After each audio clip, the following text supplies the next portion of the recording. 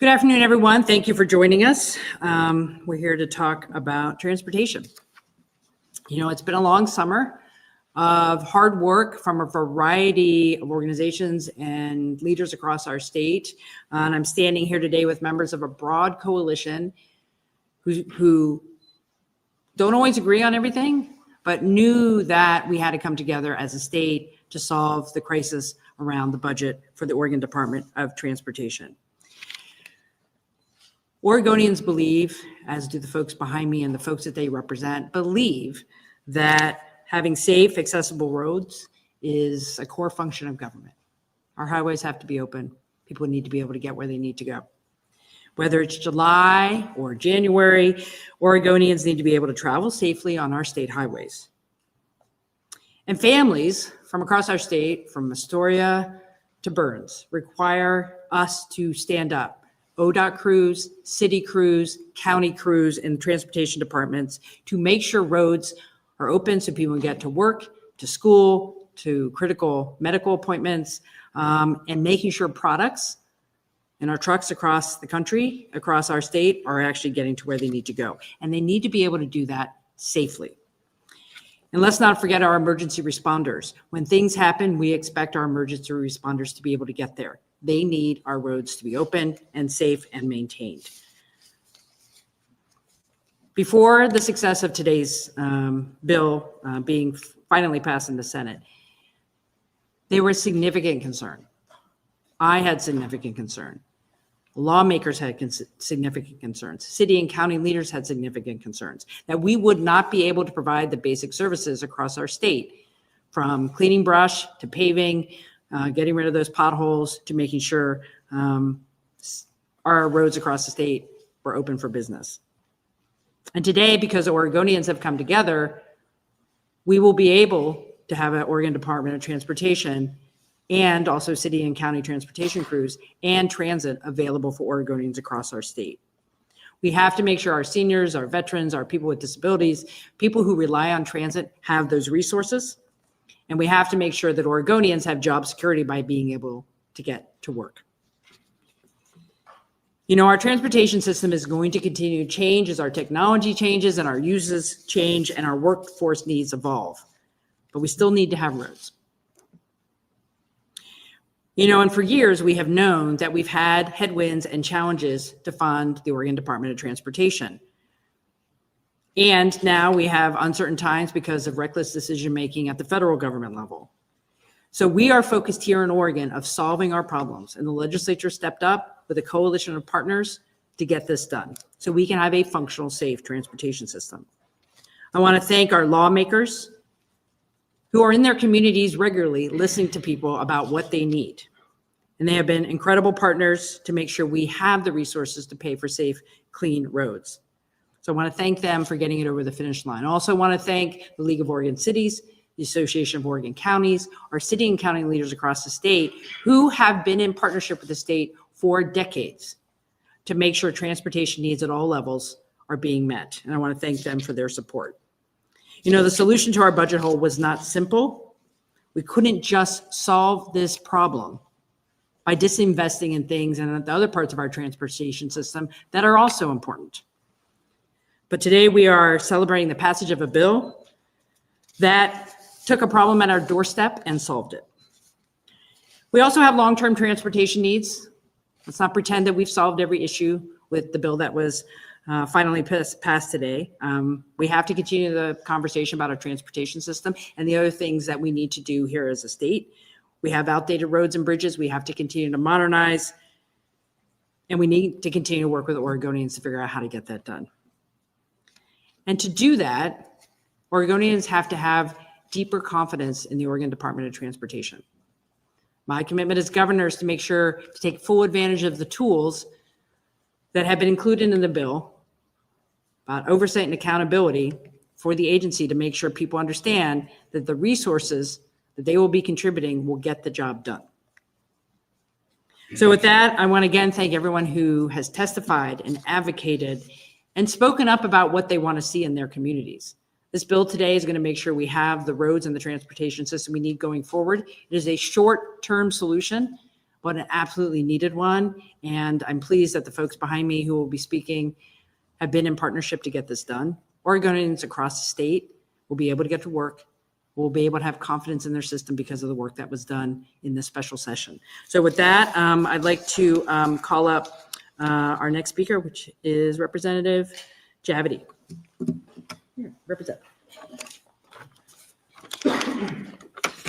Thank you, Governor. It's good to be with you. I'd like to also just echo what the governor said. This is based, we were successful today because of the leadership of several people, Speaker Fahey, President Wagner, Senator Gorsuch, and Representative McClain, and the tireless work of legislators, the governor's office, who opened their door and made it possible for us to get the information and the data we need. The leadership is why we were successful in passing this fix for our state. Oregonians deserve safe roads, whether they live in Portland or Pendleton or on the Oregon coast. Not a winter goes by where communities like Tillamook and Clatsop County don't have road closures. And sometimes those road closures are the only way that people can get from point A to B. There's no alternative route. Sometimes that blocks them from getting to work. Sometimes that blocks EMT and first responders from getting to people who need that help right away. Often it blocks people from getting to school and from people from getting to work. And while this does increase some of those, the gas tax by 6 cents, which for Oregonians sometimes averages out to about a couple dollars a month. Missing a day of work for people in my community can cost them hundreds of dollars a day. It can cost businesses the customers that they need and the wages that people need to make a living. So I applaud the efforts of everyone involved in this for making this happen. This is going to keep our communities open, safe, and running this winter and in the winters to come. It also means that people in my community who work tirelessly on these roads, who are up at 3 a.m. when that rock slide happens on Highway 101, will still be available to clear those roadblocks for us and to make it possible for our communities to get where they need to go. And I thank them for their work and their efforts, and look forward to continuing to hear from them and work with them on the future Oregon transportation needs. That is why I support and champion this package. And our next speaker will be Jana Jarvis with OTA. Thank you. Thank you for the opportunity to speak today, and thank you for the opportunity to have been part of this conversation. ODOT's viability is extremely important to the trucking industry, and we were pleased to support House Bill 3991, which makes long overdue adjustments to Oregon's transportation tax system. For years, truckers have been overpaying transportation taxes by more than $600 million. Even though Oregon's constitution requires equity between cars and trucks. This bill holds trucking's rates constant for several years while making changes to the way trucking pays their fair share. It reduces the number of weight mile tax rates and adds a fuel tax mechanism, providing a built-in audit tool to ensure fairness, equity, and transparency. Oregon's current system is outdated, difficult to manage, and easy to evade, resulting in Oregon trucking taxes and fees being the highest in the nation. This change in tax methodology is a significant policy change and something we have been working on for decades. We look forward to working with ODOT to implement these changes. Thank you. And with that, I'll introduce Jason Lawrence with SEIU.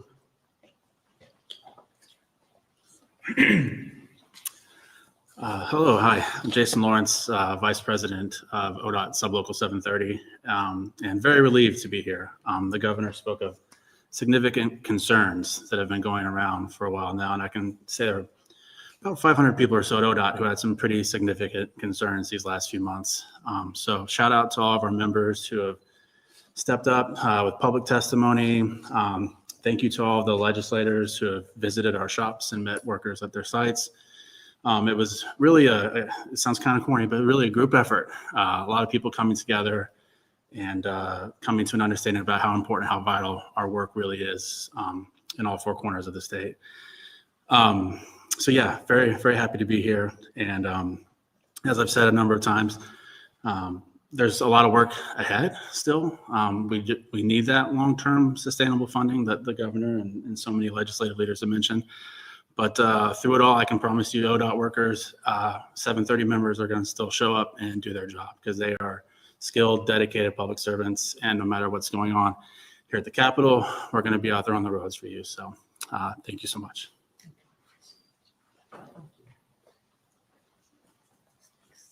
Oh, I should have introduced the next person. I'm an idiot. No, you're good. Joe Moore from AFSCME. Sorry. Yeah.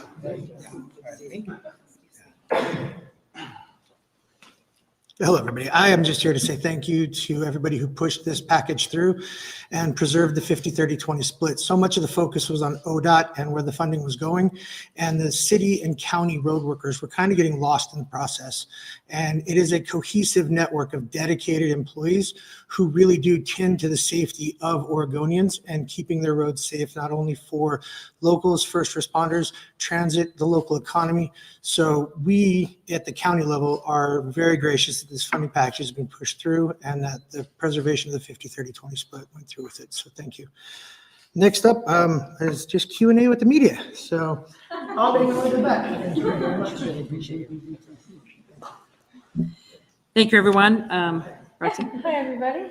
I see you're ready to go. A couple ground rules. I'll be calling on for virtual switches on.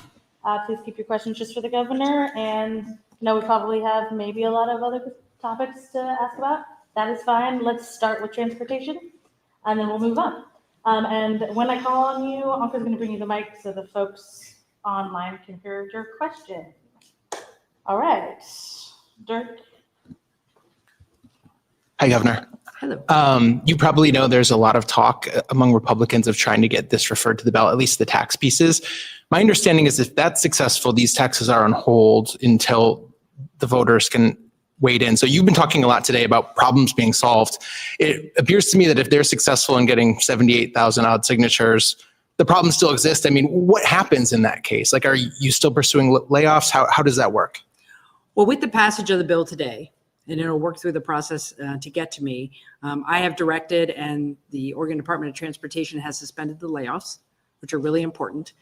I cannot emphasize enough that we are behind in getting ready and hiring up for the winter season. So we needed to send a clear message today that layoffs are gone. We got to get to work. And so that is happening. In terms of referral, Oregonians certainly have the right, and there is a process to refer something they don't agree with. Frankly, I would urge Oregonians to think about signing on to a referral that will take away our basic ability as Oregonians to keep our roads operating.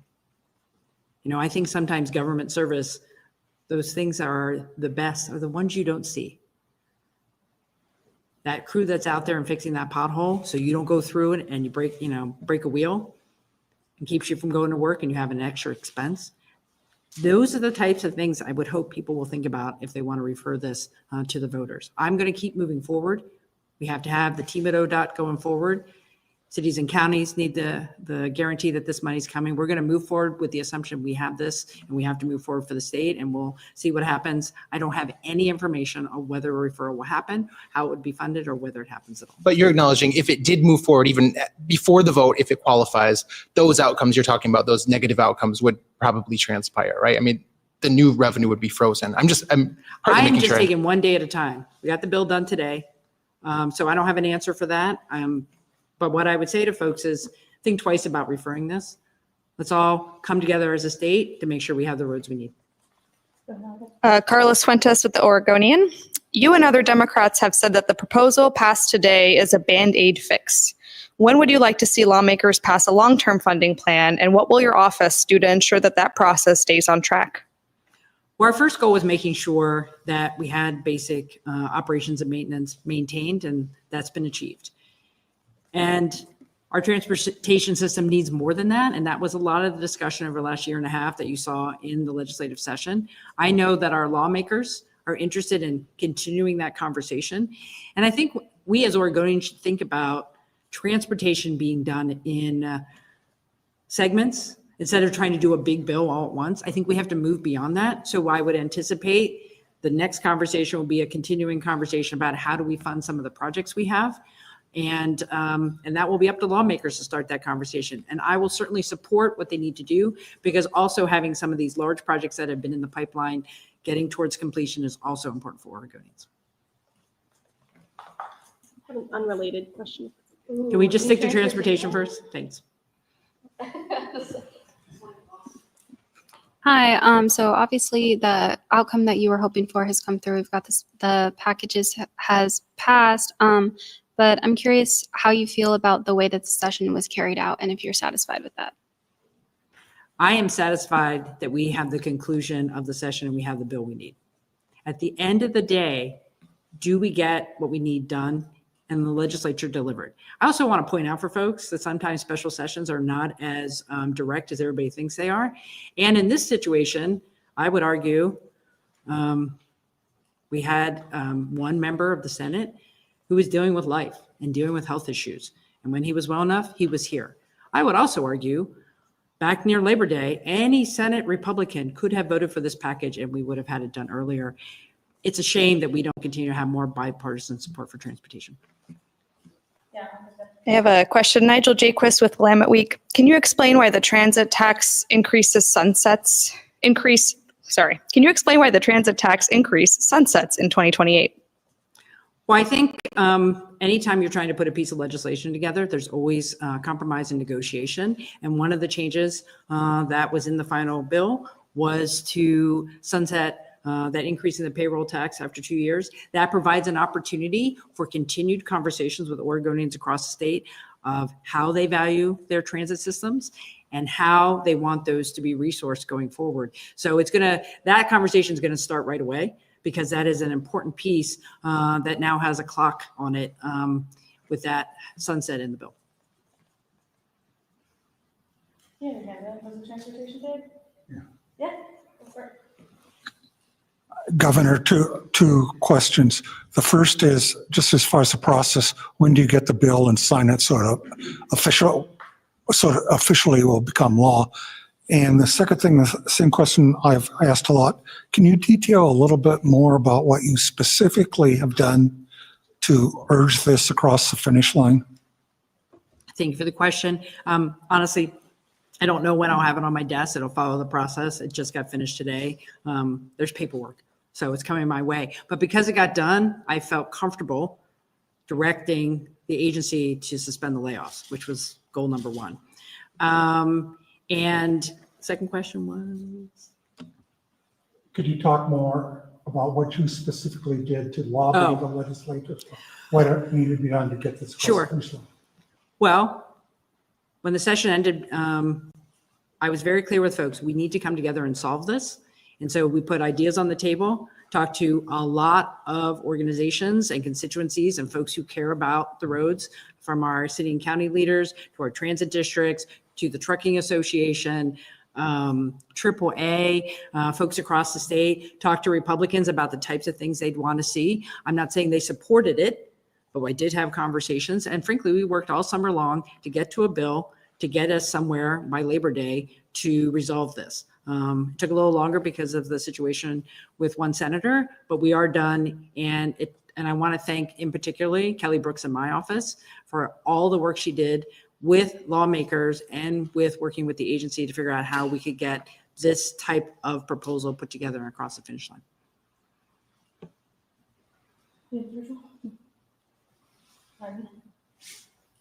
Hi, Governor. You said that Oregonians need to come together on this bill. Well, I'm thinking about also the Republicans who have said that they didn't have a voice with this bill. Would you say, is that an accurate characterization? And is there anything you think you could have done to provide more bipartisan support? There are a lot of people standing behind me who represent folks across the state who are registered Democrats, Republicans, and independents. This is a bill for Oregonians. Whether the elected representatives who identify with the Republican Party in the legislature agree with it, well, we see what the vote looked like. And I want to thank Representative Javity for taking his vote in the House. We had lots of conversations. At some point, you have to have a proposal that is viable. Unfortunately, I don't think we saw something that was reasonably viable from Republicans, and as a result, they were not willing to support it.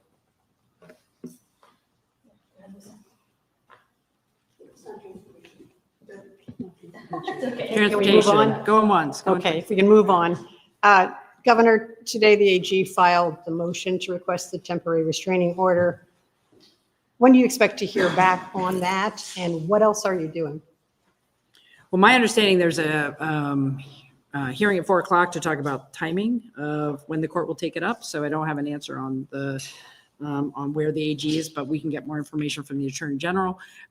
Next steps are doing everything we can to delay, pause, redirect, have a different outcome. I'm dissatisfied that there has been no real conversation with the Trump administration. Their desire to call up Oregon National Guard members based on faulty information is highly problematic. And I just want to remind folks that this is tough for the members of the Oregon National Guard. They are our neighbors and friends. They are citizen soldiers who have day jobs. We don't have a clear mission. We don't have a clear timeline. That is very disruptive for the Oregon National Guard members and their families who are tied up in this. Do the members have an option to say no? I believe those who take an oath and those who are committed to the Oregon National Guard will follow the chain of command because that is what they are required to do.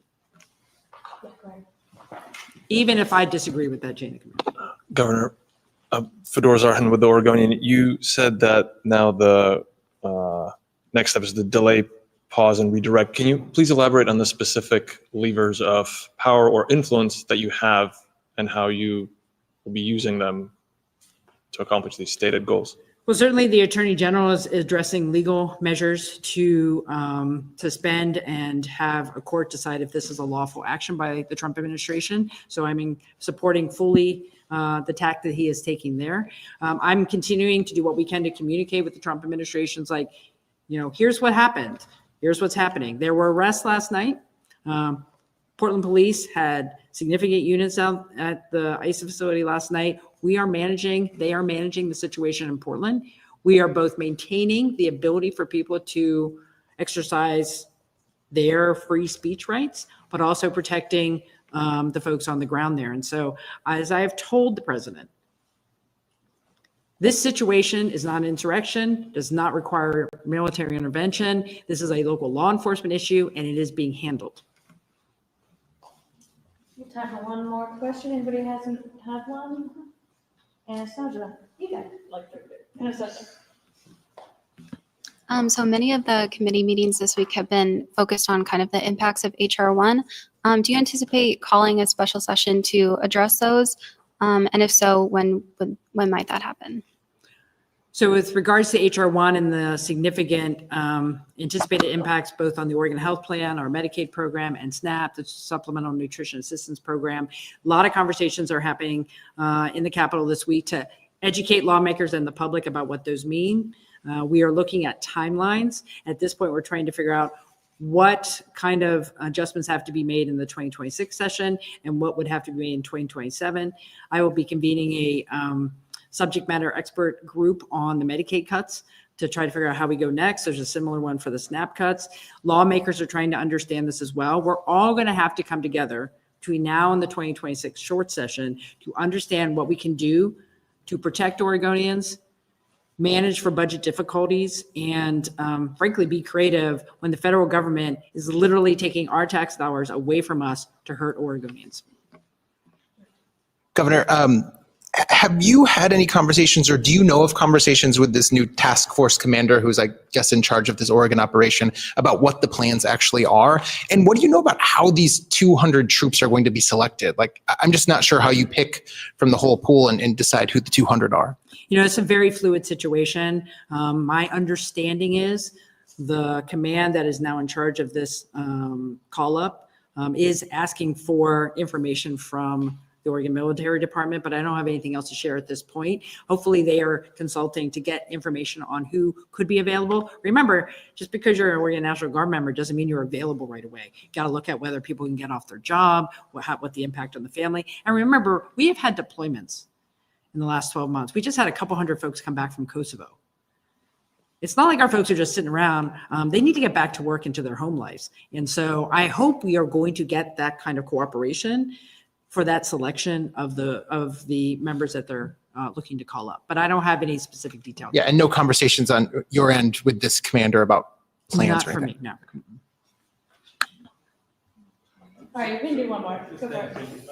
So I think given the fluidity of national news in Oregon and There's a lot elsewhere, going on. there's a lot going on. I think there might be some uncertainty among Oregonians about exactly how things might play out, right? So things move quickly, but how are things going to play out? What kind of certainty, if any, can you offer Oregonians about how this little piece of the news that is going to progress, how it'll progress and play out? Well, let's remember, Oregonians have been concerned. We have entire communities in our state who are fearful of not only the rhetoric coming out of the Trump administration, but the actions of immigration enforcement that has sent a chilling effect from our schools to our businesses about what's going on. That is certainly is not helped by any of this. This administration is very unpredictable. As governor, I shouldn't learn on social media this is potentially going to happen. And I certainly shouldn't get something first of the day on a Sunday morning that this is happening. So this unpredictability is tough for everybody. And my heart goes out to Oregonians who are scared right now. Here's what I would say. We're going to do everything we can to change this outcome, to try to get some reasonableness out of the Trump administration so we don't have to see this in our communities. We do not need military intervention in the city of Portland or any city in our state. But I also have a lot of confidence in Oregonians.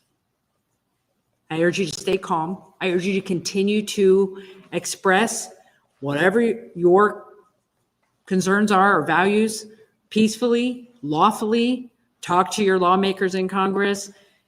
Come out to a demonstration or a rally like I was at yesterday. That's okay. That's who we are as Oregonians. I would ask that people not cross the line and have unlawful activity because you will be held accountable. So from my standpoint, let's stay calm. Let's support each other. Let's say to each other, we as Oregonians support each other, even though we have a lot of chaos and unpredictability that we don't deserve. And as your governor, I'm going to stand with you. We're going to figure this out together. And as much information as I can share on a regular basis, on a daily basis, I will. So thank you. All right, we gotta wrap it up. Thanks, everybody. Thank you. Thanks for being here.